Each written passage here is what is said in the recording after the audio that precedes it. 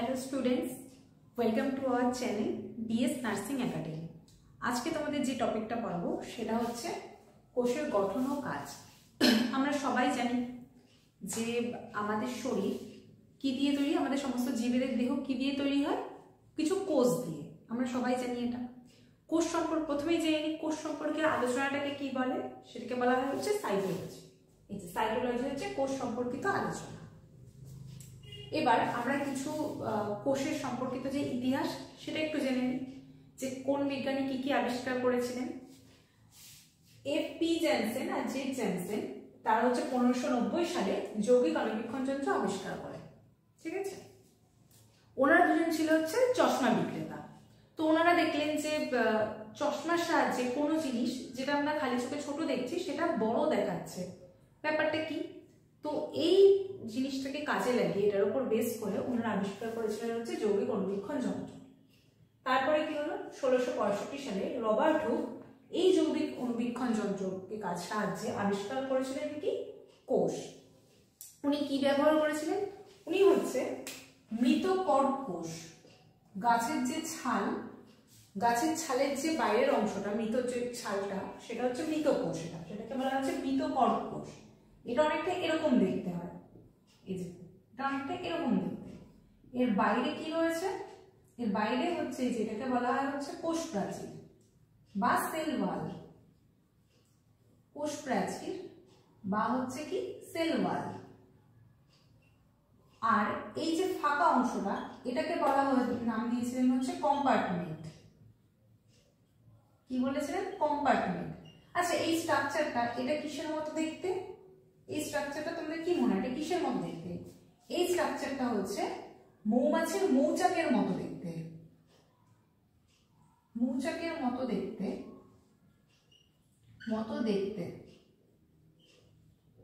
আর এখানে কি হয়েছিল হচ্ছে মৃত কর্ক কোষ। কিসের উপর কাজ করেছিলেন উনি? মৃত কর্ক কোষ। এটা হচ্ছে কম্পার্টমেন্ট বলা হয়। দেখো, এরপরে এখান থেকে একটা টার্ম আসে যেটা হচ্ছে সেলুলাক। এটাকে বলা হচ্ছে সেলুলাক। এর থেকে আসে হচ্ছে সেল কথাটা বা কোষ। এখান থেকে হচ্ছে সেল কথাটা আসে, এটা হচ্ছে কোষ। এটা কি? এটা হচ্ছে মৃত কর্ক কোষ। ওখানে বলেছে মৃত কর্ক কোষ। তাহলে তোমাদের এখানে প্রশ্ন আসে যে কোষকে আবিষ্কার করেছিলেন, সেটা হচ্ছে রবার্ট হুক। আর হচ্ছে যে কোষ প্রাচীরকে আবিষ্কার করেছিলেন, সেটাও হচ্ছে কি রবার্ট হুক। এরপরে আরেকটা জিনিস দেখো, যে ফাদার অফ সাইটোলজি কাকে বলছে? তাহলে সেটা হচ্ছে Robert Hooke. Father of cytology সেটা কাকে বলা হচ্ছে? Robert Hooke.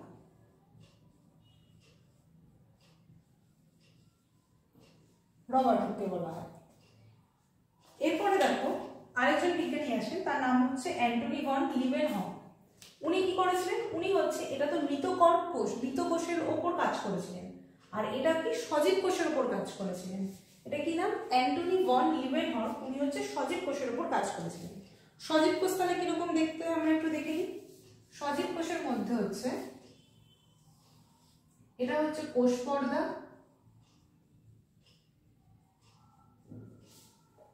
এটা হচ্ছে কোষ পর্দা। এর ভেতরে থাকে হচ্ছে সাইটোপ্লাজম। এই যে এটা হচ্ছে সাইটোপ্লাজম।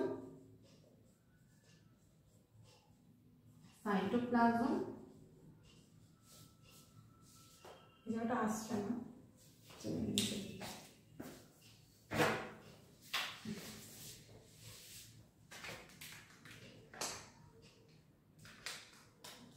এগুলোকে বলা হচ্ছে সাইটোপ্লাজম।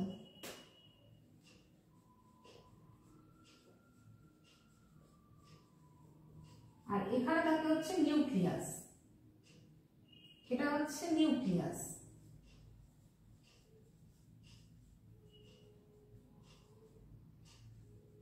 এটা হচ্ছে নিউক্লিয়াস। সাইটোপ্লাজম আর নিউক্লিয়াসকে মিলে হচ্ছে বলা হচ্ছে প্রোটোপ্লাজম।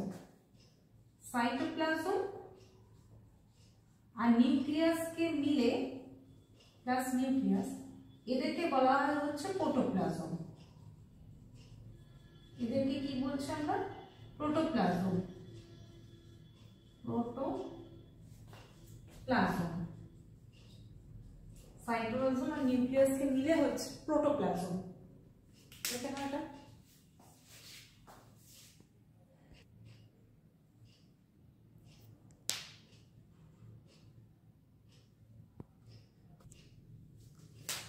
আচ্ছা, এরপরে আসছে হচ্ছে কোষতত্ত্ব বা সেল থিওরি।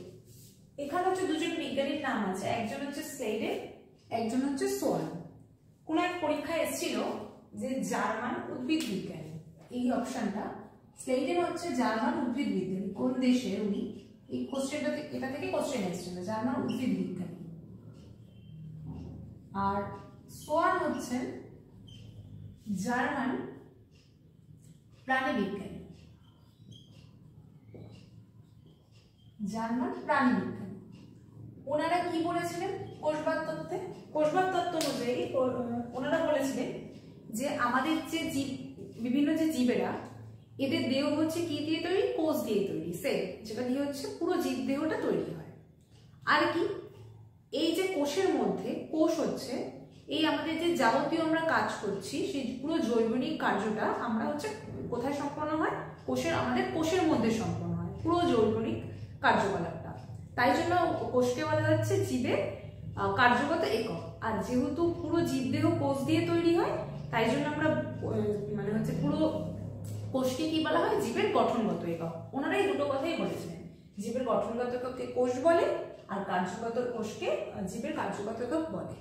কিন্তু ওনারা এখান থেকে, এই তত্ত্ব থেকে এটা ব্যাখ্যা করা যাচ্ছে না যে একটা কোষ থেকে আরেকটা কোষ কি করে তৈরি হচ্ছে। যে আমাদের এত বড় জীবদেহ, হিস্ট্রিটা একটা সিঙ্গেল সেল থেকে না, একটার থেকে আরেকটা, আরেকটার থেকে আরেকটা তৈরি হয়। আমরা যখন ছোট ছিলাম তখন আমাদের কোষের সংখ্যা যা ছিল, আমরা যখন বড় হয়েছি তখন আমাদের কোষের সংখ্যাও নিশ্চয়ই বেড়েছে। এই কোষগুলো বাড়ছে কিভাবে, এইটা এই কোষ তত্ত্বতে ছিল না। এরপরে যেটা এলো আধুনিক কোষ তত্ত্ব। এটা কি বলেছিলেন কোন বিজ্ঞানী? বিজ্ঞানী হচ্ছে রুডলফ ভিরচাও। উনি এখান থেকে ব্যাখ্যা করেছিলেন যে একটা কোষ থেকে আরো অনেকগুলো কোষ কিভাবে তৈরি হচ্ছে। সেটাকে বলা হচ্ছে ওমনিসেলুলার ইসেলুলার। এই তত্ত্বটার নাম হচ্ছে ওমনিসেলুলার ইসেলুলার। এই তত্ত্ব অনুযায়ী কি বলা হয়েছে? এই তত্ত্ব অনুযায়ী বলা হয়েছে যে প্রত্যেকটা কোষ তার পূর্ববর্তী মাতৃকোষ থেকে তৈরি হয়েছে। এই তত্ত্বটাকে বলা হচ্ছে ওমনিসেলুলার ইসেলুলার। তাহলে আমরা লিখে ফেলছি, প্রতিটি কোষ তার পূর্ববর্তী মাতৃকোষ থেকে তৈরি হচ্ছে।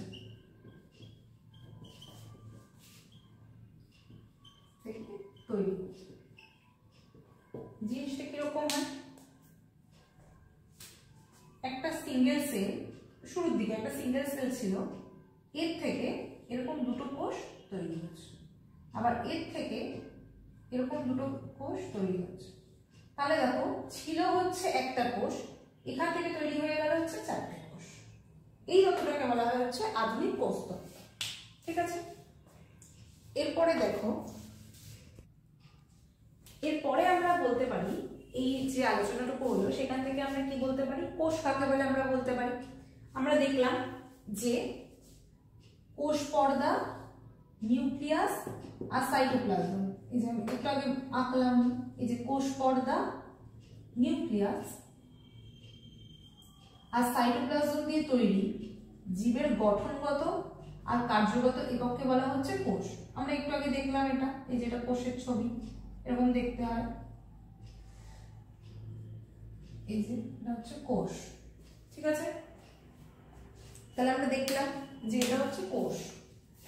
এরপরে আমরা দেখছি যে প্রোক্যারিওটিক কোষ। এবার হচ্ছে কোষ কত প্রকারের? দু প্রকারের। আমরা কিসের উপর ভিত্তি করছি?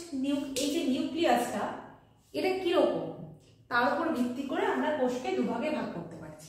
একটা হচ্ছে সুগঠিত নিউক্লিয়াসকে, একদম সুগঠিত নিউক্লিয়াসের যা যা স্ট্রাকচার থাকে, যা যা অংশ থাকে সব ঠিকঠাক ভাবে রয়েছে, নাকি না কিছুটা একটু অনুন্নত টাইপের, তার উপর ভিত্তি করে আমরা হচ্ছে কোষকে দুভাগে ভাগ করছি। আর এটা কিসের উপর ভিত্তি করছে? এটা নিউক্লিয়াসের প্রকৃতির উপর ভিত্তি করে, নিউক্লিয়াসের প্রকৃতির উপর ভিত্তি করে হচ্ছে। এটা হচ্ছে প্রোক্যারিওটিক, এটা ইউক্যারিওটিক। প্রো কথাটার মানে কি? এই প্রো শব্দটা কোথা থেকে এসছে? প্রো কথাটার মানে হচ্ছে প্রিমিটিভ বা বিফোর, প্রিমিটিভ বা পুরনো, প্রিমিটিভ বা পুরনো। আর এই ক্যারিও এইখান থেকে এসছে হচ্ছে ক্যারিওটিক থেকে হচ্ছে ক্যারিয়ন। ক্যারিয়ন মানে হচ্ছে নিউক্লিয়াস, ক্যারিয়ন কথাটার মানে হচ্ছে নিউক্লিয়াস। এখানেও তাই, ইউ আর হচ্ছে ক্যারিওটিক। ইউ কথাটা কি? ইউটা হচ্ছে ট্রু বা প্রকৃত বা সুগঠিত নিউক্লিয়াস, আর ক্যারিওটিক মানে হচ্ছে নিউক্লিয়াস। তাহলে আমরা এখানে কি দেখতে পাবো? প্রোক্যারিওটিক আমরা কি বলতে পারি? যে সুগঠিত নিউক্লিয়াস নেই, সুগঠিত নিউক্লিয়াস নেই। আর এটাতে আমরা কি বলতে পারছি? ইউক্যারিওটিকে সুগঠিত নিউক্লিয়াস উপস্থিত। এবার আমাকে বলো যে প্রোক্যারিওট আর ইউক্যারিওটিকের উদাহরণ কি? তোমরা ছোটবেলায় পড়েছো সুগঠিত নিউক্লিয়াস উপস্থিত, তোমরা ছোটবেলায় পড়েছো উদাহরণগুলো কি কি বলো?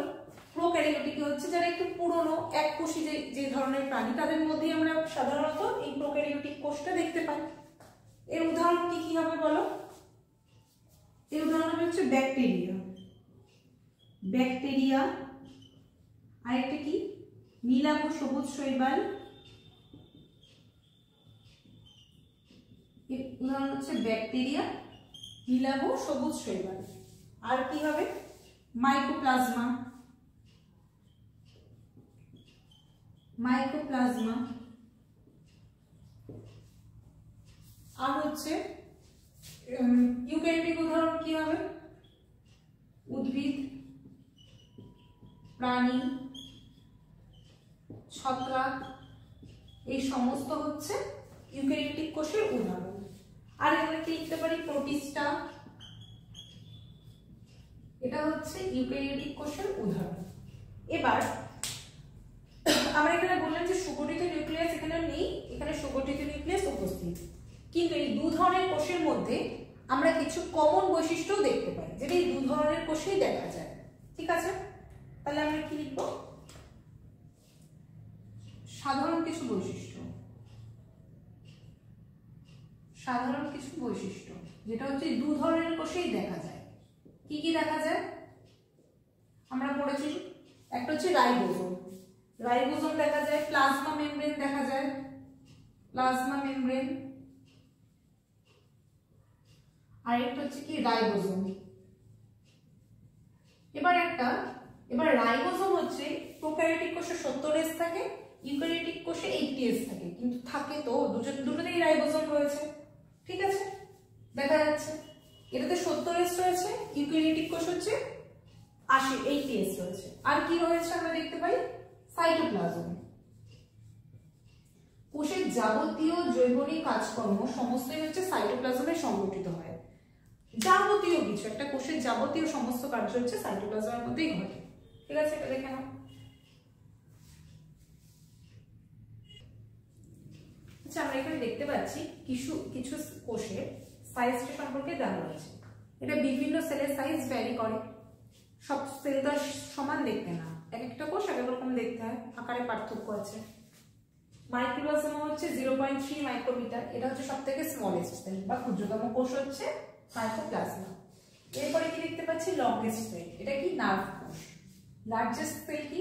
অস্টিচিডিল। এগুলো একদম মুখস্থ করতে হবে, এগুলো ম্যাচ মেকিং আসে, মানে হচ্ছে যে এ বি সি ডি দিয়ে তোমাকে চারটে এদিকে চারটে লিখে দেবে, ম্যাচ মেকিং করবে।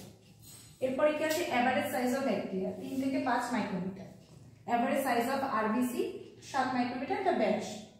পিপিএল হচ্ছে 1 থেকে 2 মাইক্রোমিটার। হ্যাঁ, এটা হচ্ছে যে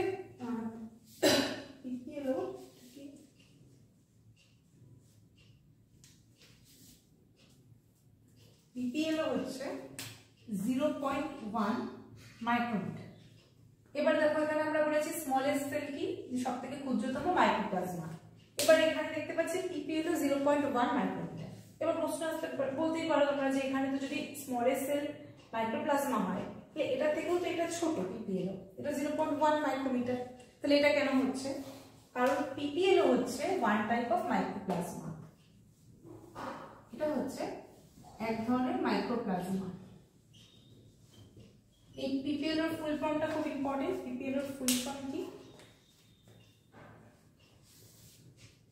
পিপিএল প্লিউরো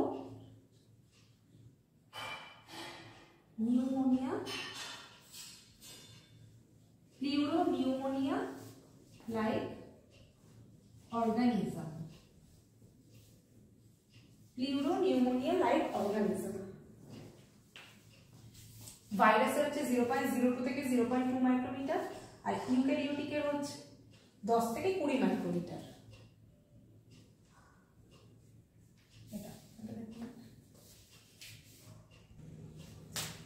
আচ্ছা, এখানে দেখো দেওয়া রয়েছে কোষের আকার। এটা বলতে কি বোঝায়? এক একটা কোষ এক এক রকম দেখতে। আমরা একটু কি দেখেছি, কোষের সাইজ মাপ আলাদা। এখানে কি দেখছি, কোষটা দেখতে কিরকম, কোনটা গোলাকার, কোনটা ডিম্বাকার, কোনটা দণ্ডাকার, এক একটা এক এক রকম দেখতে হয়। এখানে দেখো পৃথিবীতে অনেক ধরনের কোষ আছে, সবকটা ইম্পর্টেন্ট নয়। এখান থেকে কিছু কিছু জিনিস যেগুলো ইম্পর্টেন্ট সেটা তোমাদের দেওয়া হয়েছে, ঠিক আছে? এটা হচ্ছে আরবিসি। আরবিসি কিরকম হয়? এটা হচ্ছে গোলাকার। আরবিসি কিরকম দেখতে হয়? এটা হচ্ছে গোলাকার এবং বাইকনকেভ। গোলাকার কিরকম হয়? যেরকম এরকম গোলাকার দেখতে আরবিসি। এরপরে হচ্ছে ডাব্লিউবিসি। এটা কিরকম দেখতে হয়? এটা হচ্ছে অ্যামিবয়েড শেপ। অ্যামিবয়েড। এটা কিরকম দেখতে হয়? এই যে এরকম এরকম দেখতে হয়। এরপর হচ্ছে কলামনার এপিথেলিয়াল কোষ। নামেই রয়েছে কলামনার এপিথেলিয়াল, তাহলে কি কলামের মতো দেখতে হয়। এটা কিরকম? ভিত্তি পর্দা থাকে, তোমরা এটা পড়েছো আগের চ্যাপ্টারে, যে এপিথেলিয়াল সেল কিরকম দেখতে হয়। এই যে কলামনার এপিথেলিয়াল সেল এরকম। এরপরটা হচ্ছে নার্ভ সেল। নার্ভ সেল কিরকম হয়? এটা হচ্ছে শাখাযুক্ত এবং লম্বা এটা কিরকম? এটা হচ্ছে শাখা। এটা দেখো কলামনারটা কলামের মতো দেখতে, এটা একটা ভিত্তি পর্দা আছে।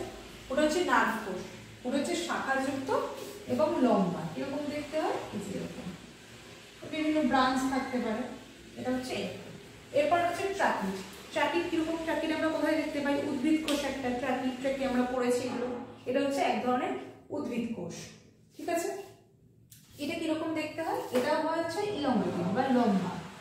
এটা কিরকম দেখতে হয়? এরকম টাইপের দেখতে হয় কোষটা। এটা হচ্ছে ট্রাকিড। যদি এটা এরকম হয়, এটা হচ্ছে ট্রাকিড। এটা হচ্ছে লম্বাতে হয়, ঠিক আছে? এরপর হচ্ছে মেসোফিল কোষ। মেসোফিল কোষ কোথায় থাকে? এটা আমরা জানি পাতায় থাকে। পাতাতে উপস্থিত থাকে, উদ্ভিদের পাতায় হচ্ছে মেসোফিল কোষ, ঠিক আছে? এটা কিরকম দেখতে হয়? এরকম দেখতে হয়।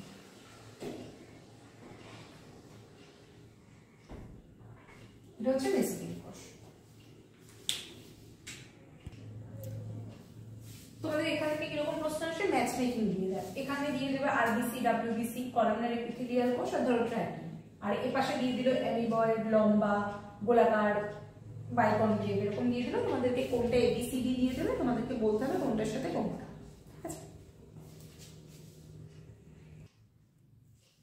আচ্ছা দেখো, এবার আমরা একটা একটা কোষ সম্পর্কে কি কি বললাম? কোষের দু প্রকার, একটা হচ্ছে প্রোক্যারিওটিক কোষ, একটা ইউক্যারিওটিক কোষ। এবার আমরা এই দু ধরনের কোষ সম্পর্কে ডিটেইলসে পড়বো। প্রোক্যারিওটিক কোষের আগে আমরা উদাহরণ দেখে নিয়েছি, ইউক্যারিওটিক কোষের উদাহরণ দেখে নিয়েছি। এবার হচ্ছে কি ডিটেইলসে আমরা পড়বো। প্রোক্যারিওটিক কোষ কি? স্ট্রাকচারটা দেখো। প্রোক্যারিওটিক কোষ হচ্ছে এরকম দেখতে হয়, ঠিক আছে? প্রোক্যারিওটিক কোষে হচ্ছে এরকম স্ট্রাকচারটা দেখতে হয়। এখানে দেখো বাইরে লেয়ার রয়েছে কিছু। একটা হচ্ছে গ্লাইকোক্যালিক্স, একটা হচ্ছে সেকেন্ড লেয়ারটা হচ্ছে কোষ প্রাচীর, আর থার্ড লেয়ারটাকে বলা হচ্ছে প্লাজমা পর্দা, ঠিক আছে?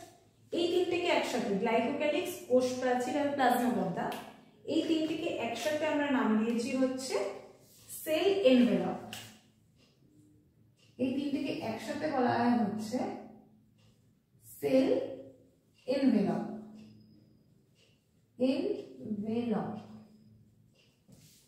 এগুলো সম্পর্কে আমরা আবার ডিটেইলসে পড়বো। প্রত্যেকটা সম্পর্কে আমরা ডিটেইলসে পড়বো, প্রত্যেকটা কোষ সংজ্ঞানু সম্পর্কে।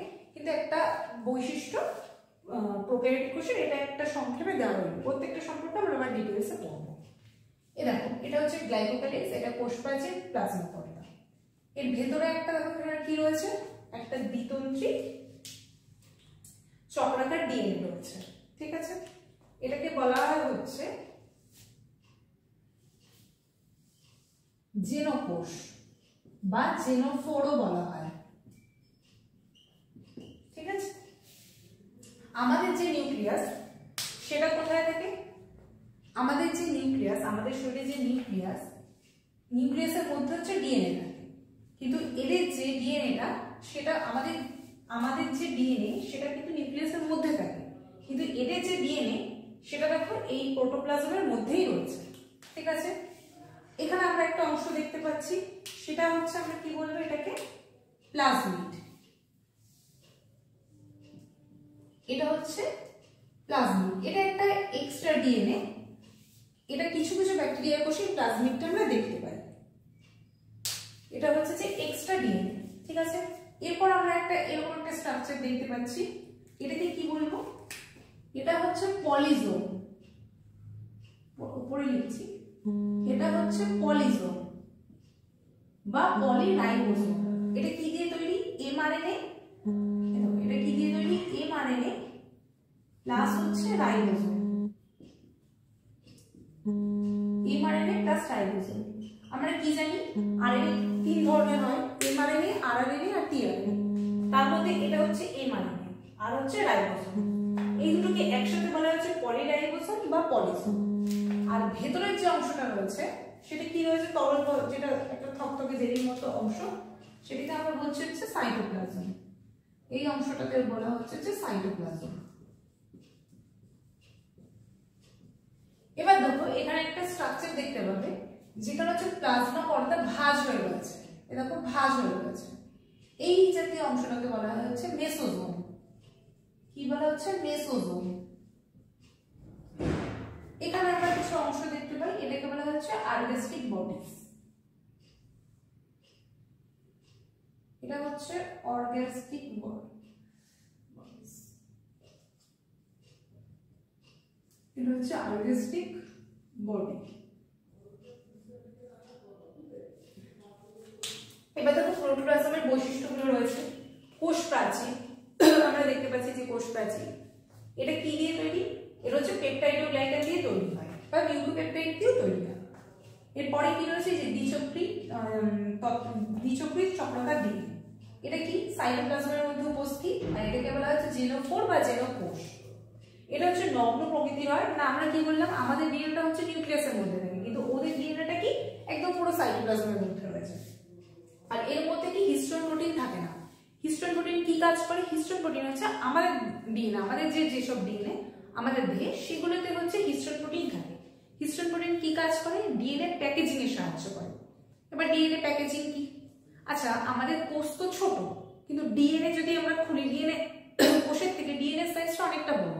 এবার অত ছোট কোষে অত বড় ডিএনএ কি করে থাকছে, তাই না, নিশ্চয়ই কিছু মোল্ড করে কিছু ভাবে হয়ে থাকছে। সেই পদ্ধতিটা যেটা হচ্ছে অত বড় ডিএনএ কুণ্ডলিকিত পাকিয়ে ছোট হয়ে রয়েছে ছোট কোষের মধ্যে, সেটাকে বলা হচ্ছে ডিএনএ প্যাকেজিং। হিস্টোন প্রোটিন কি করে, এই যে হিস্টোন প্রোটিন হচ্ছে ডিএনএ প্যাকেজিং এ সাহায্য করে। এই যে হিস্টোন প্রোটিন কি করে, এটা হচ্ছে ডিএনএ প্যাকেজিং এ সাহায্য করছে। এবার ব্যাকটেরিয়ার কোষ আমরা জানি কি এককোষী কোষ, যেহেতু প্রোক্যারিওটিক কোষ, তাই ওর দেহে অত বড় ডিএনএ দরকারও নেই, বা অত বেশি হচ্ছে যে অত বেশি জায়গাও দরকার নেই ডিএনএর জন্য, যে অত বড় আমাদের দেহে ডিএনএ থাকে, ওর দেহে অত বড় ডিএনএ দরকারও নেই, আর এত কিছু ঝুটঝামেলার দরকারও নেই, সেই জন্য ওর ডিএনএ একদম সহজ সরল ভাবে রয়েছে। এটা হচ্ছে যে দ্বিচক্রী চক্রাকার ডিএনএ, এটাকে যার জন্য বলা হচ্ছে জেনোকোষ বা জেনোফোর।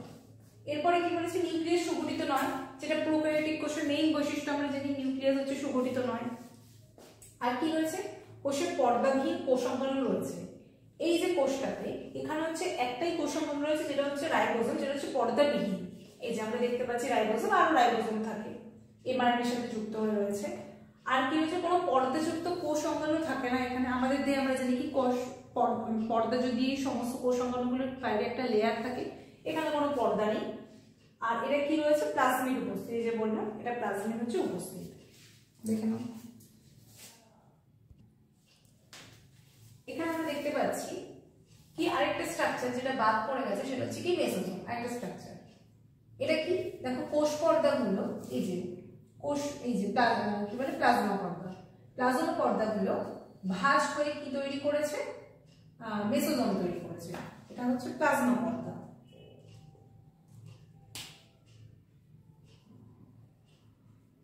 প্লাজমা পর্দা কি করেছে, ভাঁজ হয়ে গিয়ে মেসোজোম তৈরি করেছে।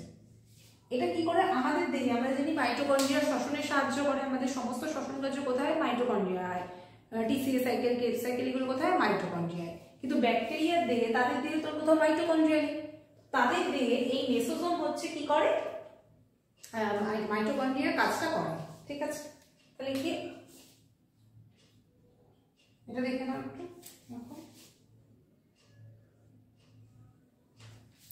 ইউক্যারিওটিক কোষে, বললাম ইউক্যারিওটিক কোষে মাইটোকন্ড্রিয়ার ন্যায় কাজ করে। ইউক্যারিওটিক কোষে মাইটোকন্ড্রিয়ার ন্যায় কাজ করে।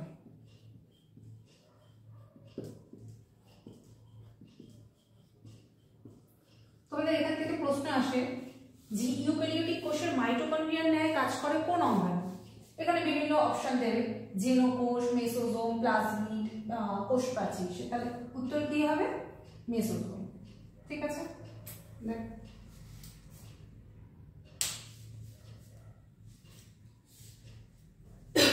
এরপরে আমরা আরো কিছু অংশ দেখতে পাচ্ছি, যেটা হচ্ছে ফ্লাজেলা। এটা হচ্ছে ফ্লাজেলা। আমরা সবাই জানি ফ্লাজেলা কি কাজে লাগে, গমনে সাহায্য করে। ফ্লাজেলা কি কাজে লাগে, গমনে সাহায্য করে। আর কি হচ্ছে ফিমরি। ফিমরি কি কাজ করে, ব্যাকটেরিয়াকে কোথাও দৃঢ়ভাবে আটকাতে সাহায্য করে। ব্যাকটেরিয়া কারো কোষে বসছে, আমরা জানি যে ব্যাকটেরিয়া কোথাও থাকে, কোথাও দৃঢ়ভাবে ব্যাকটেরিয়াকে আটকাতে সাহায্য করে হচ্ছে ফিমরি। তাই লিখে দিই, দৃঢ়ভাবে আটকে থাকতে সাহায্য করে হচ্ছে ফিমরি। দৃঢ়ভাবে আটকে থাকতে সাহায্য করে। আরেকটা কি রয়েছে, পিলি। এই বড় বড় গুলো দেখো হচ্ছে ফ্লাজেলা, বড় হয় এগুলো দেখতে। আর পিলি কি, এই যে ছোট ছোট যে স্ট্রাকচার গুলো, এগুলো হচ্ছে পিলি। এই যে ছোট যে স্ট্রাকচার গুলো, ছোট ছোট গুলো, বড় গুলো হচ্ছে ফ্লাজেলা, আর ছোট ছোট গুলো হচ্ছে পিলি। পিলি কি কাজ করে, পিলি হচ্ছে ব্যাকটেরিয়া যৌন জননে সাহায্য করে। পরের দিকে পাবে যৌন জনন, কি কি ভাবে রয়েছে, কনজুগেশন, যৌন জননে সাহায্য করে। কনজুগেশন নালী তৈরি হয়, এগুলো পরে পাবে। ঠিক আছে, এটা হচ্ছে যৌন জননে সাহায্য করে।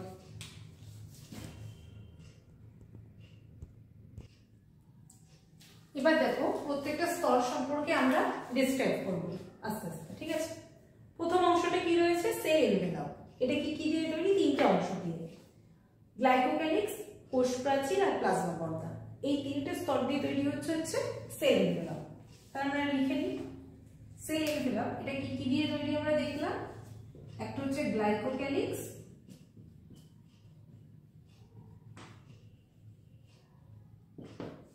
কোষ প্রাচীর, আর একটা হচ্ছে প্লাজমা পর্দা। এই তিনটে দিয়ে তৈরি হচ্ছে সেল এনভেলপ। এবার হচ্ছে গ্লাইকোক্যালিক্স। এটা আমরা কি দেখছি দেখো, একদম বাইরের অংশটাই, যে এই বাইরের অংশটার নাম হচ্ছে কি, গ্লাইকোক্যালিক্স। এটা একদম বাইরের অংশ। এটা কি করে, ব্যাকটেরিয়ার প্রোটেকশনে, আত্মরক্ষায় সাহায্য করে। আর এটা কি দিয়ে তৈরি হয়, এই স্ট্রাকচারটা এটা কি দিয়ে তৈরি হয়, দেখা গেছে এটা মিউকাস আর পলিস্যাকারাইড দিয়ে তৈরি। এবার আমরা মিউকাস জানি থকথকে আঠালো টাইপের, মিউকাস আর পলিস্যাকারাইড এই জিনিস দিয়ে তৈরি হওয়ার জন্য কোথাও সহজে কি লেগে থাকতে পারে। মিউকাস আমরা জানি আঠালো চ্যাটচ্যাটে পদার্থ, তাই জন্য কোথাও ব্যাকটেরিয়া যদি এটা দিয়ে তৈরি হয়, ওর বাইরের স্তরটা কোথাও গিয়ে সহজে লেগে থাকতে পারছে। তাহলে এটা কি মিউকাস আর পলিস্যাকারাইড দিয়ে তৈরি হওয়ার জন্য কি হয়, এটা এই জন্য গ্লাইকোক্যালিক্স অ্যাডহেসিভ প্রপার্টি দেখায়। অ্যাডহেসিভ প্রপার্টি বা কোথায় যে লেগে থাকছে ব্যাকটেরিয়া, এটাকে বলা হচ্ছে অ্যাডহেসিভ প্রপার্টি। তাহলে তোমাদের পরীক্ষায় শর্ট কোশ্চেন আসবে যে অ্যাডহেসিভ প্রপার্টির জন্য ব্যাকটেরিয়ার কে দায়ী, তখন উত্তর কি হবে? অপশন থাকবে কি গ্লাইকোক্যালিক্স, কোষ প্রাচীর, প্লাজমা পর্দা, জেনোকোষ। উত্তর কি হবে? গ্লাইকোক্যালিক্স। ঠিক আছে। আচ্ছা, এই গ্লাইকোক্যালিক্সের লেয়ারটা এটা দেখা গেছে দুভাগে বিভক্ত, দু ধরনের হয়, দুভাগে বিভক্ত না, দু ধরনের হয়। একটা হচ্ছে স্লাইম স্তর, একটা হচ্ছে ক্যাপসুল স্তর। ঠিক আছে। স্লাইম স্তরটা কি? স্লাইম স্তর হচ্ছে যেটা হচ্ছে লুজ কভারিং, মানে কিছু কোষ একদম আলগা আলগা ভাবে রয়েছে। ব্যাকটেরিয়ার গায়ে কিছু কোষ এরকম নরমাল আলগা আলগা ভাবে রয়েছে, সেটা হচ্ছে স্লাইম স্তর। আর ক্যাপসুল স্তর কি হয়? একদম টাইট কভারিং এ রয়েছে। যেসব ব্যাকটেরিয়া ক্যাপসুল স্তর থাকে তারা সংক্রামক প্রকৃতির হয়। কেন হয়? দেখো, ধরো আমরা কি জানি আমাদের শরীরে হচ্ছে কি রয়েছে, আমাদের শরীরে প্রেজেন্ট থাকে হচ্ছে WBC। সেটা কি হয়? আমাদের শরীরে যদি বাইরে থেকে কোনো জিনিস আসে যেটা আমাদের জন্য ক্ষতিকারক, ওকে আক্রমণ করে মেরে ফেলে। ঠিক আছে। এবার মনে করো যে কোনো জিনিস ঢুকলো যে একটা RBC চিনতেই পারলো না, বুঝতেই পারলো না যে এটা আমাদের শরীরের জন্য ক্ষতিকারক। কি করে হয় সেটা? এই ক্যাপসুল স্তর যেসব ব্যাকটেরিয়ার দেহে থাকে তারা হচ্ছে এই ক্যাপসুল স্তরের মধ্যে নিজেকে ঢুকিয়ে রাখে। তার জন্য মানে চিনতেই পারে না ওরা, তাই জন্য ওকে মারতেও পারে না। এই কারণে তারপরে তো ও ব্যাকটেরিয়া শরীরের মধ্যে ঢোকে আর নিজের কাজকর্মগুলো ক্ষতিকর যে কাজকর্মগুলো সমস্ত করে। ঠিক আছে। এই কারণে হচ্ছে WBC ওদেরকে চিনতে পারে না। তাই জন্য ক্যাপসুল স্তর যেসব ব্যাকটেরিয়াদের থাকে তারা হচ্ছে কি হয়? সংক্রামক প্রকৃতির হয়। দেখে নাও এটা টোটালটা।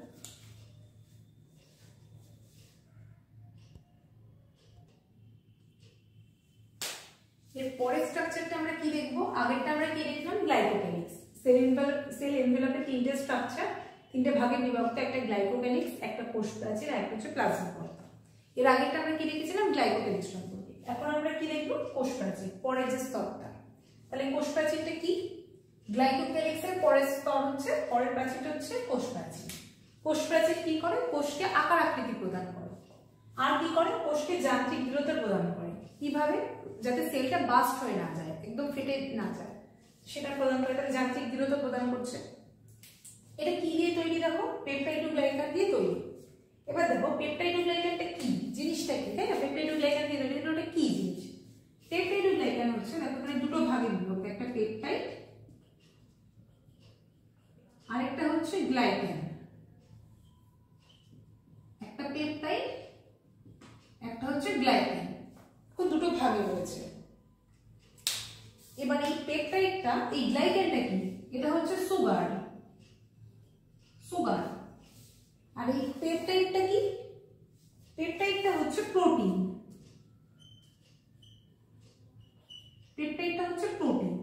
ঠিক আছে। দেখো, আর এই প্রোটিনটা কি? এটা হচ্ছে polymer of amino acid. Amino অ্যাসিডের যে polymer, polymer of amino acid. আর গ্লাইকানটা কি? সুগার। এটা আবার দু ধরনের, একটা হচ্ছে ন্যাক, এটা খুবই ইম্পর্টেন্ট। ঠিক আছে, একটা হচ্ছে ন্যান। এটার নাম কি? ন্যাক আর ন্যান। ন্যাকের নাম হচ্ছে N acetyl glucosamine.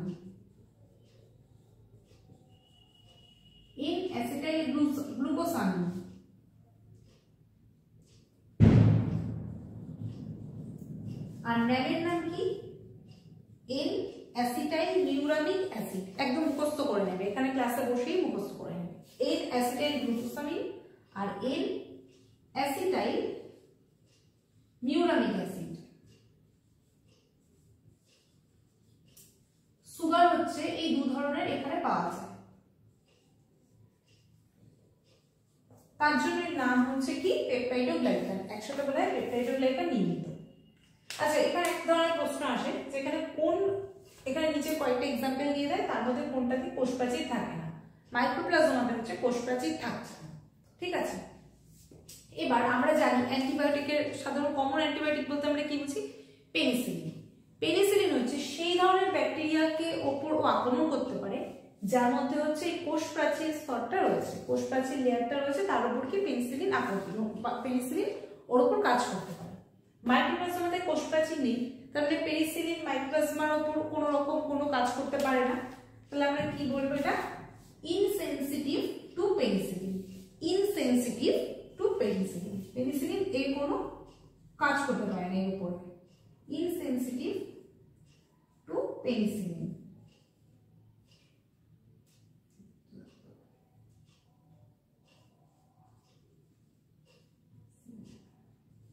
Insensitive to penicillin.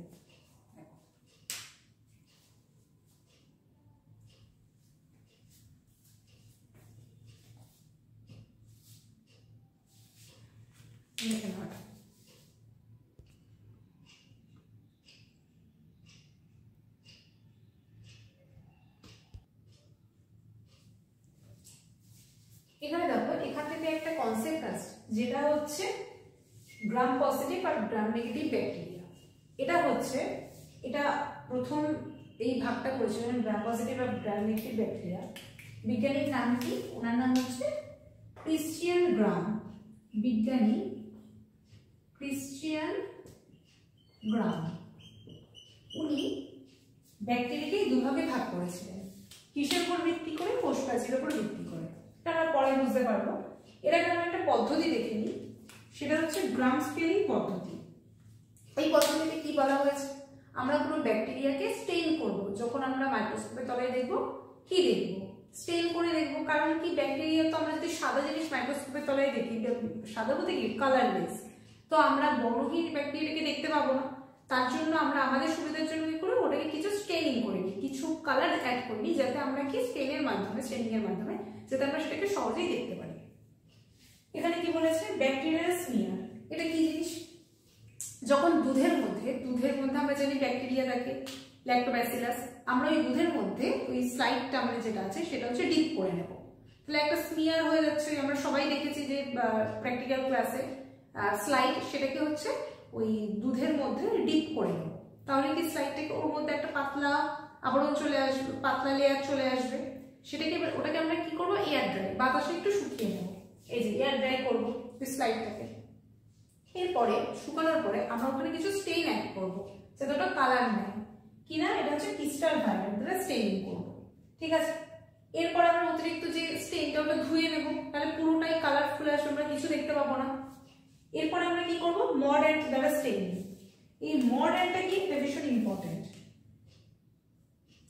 এটা কি, যাতে আমরা যে ডাইটা ইউজ করেছি ক্রিস্টাল ভায়োলেট, বা এই জিনিসটা যেন ওরকমই থাকে, যেটা যেখানে রয়েছে, কোষটা যেরকম অবস্থায় রয়েছে সেটা যেন সেখানে স্থির থাকে, সেটা হচ্ছে মডার্ন। মডার্ন যেটা আমরা স্টেইন করবো, তারপরে সেটাকে আমরা অ্যালকোহলে ওয়াশ করে নেবো, একবার জাস্ট ডিপ করে তুলে নেবো। এটা হচ্ছে অ্যালকোহল দ্বারা ওয়াশ। এরপরে আমরা সেটাকে মাইক্রোস্কোপের তলায় দেখবো, তার উপর ভিত্তি করে ওটা যে ওয়াশ করার পর যে কালারটা মাইক্রোস্কোপের নিচে আমরা দেখবো, তার উপর ভিত্তি করে আমরা এটাকে নাম দিয়েছি। যে ব্যাকটেরিয়াগুলোর রং হচ্ছে ক্রিস্টাল ভায়োলেট, যেহেতু এখানে ক্রিস্টাল ভায়োলেট দ্বারা স্টেইন করেছে, তাই ক্রিস্টাল ভায়োলেট রঙই দেখতে পাবো, সেটা হচ্ছে গ্রাম পজিটিভ। আর যে ব্যাকটেরিয়াগুলো দেখবো যে বর্ণহীন, মানে ক্রিস্টাল ভায়োলেট রংটা ধুয়ে গেছে, সেটা হচ্ছে, সেজন্যই আমরা বর্ণহীন দেখতে পাচ্ছি। ক্রিস্টাল ভায়োলেটটা নেই, সেই জন্য ব্যাকটেরিয়ার কালারটা আসছে বর্ণহীন দেখতে পাবো। সেটাকে আমরা কি করবো, স্যাফরানিন দ্বারা আমরা স্টেইন করে নেবো। তোমরা সবাই দেখবে ল্যাবে থাকে স্যাফরানিন। তাহলে আমরা কি দেখবো, গোলাপি বা পিঙ্ক কালারে দেখতে পাবো। সেই ব্যাকটেরিয়াগুলোকে বলা হচ্ছে গ্রাম নেগেটিভ ব্যাকটেরিয়া, ঠিক আছে। সবাই দেখে নাও একটু এটা।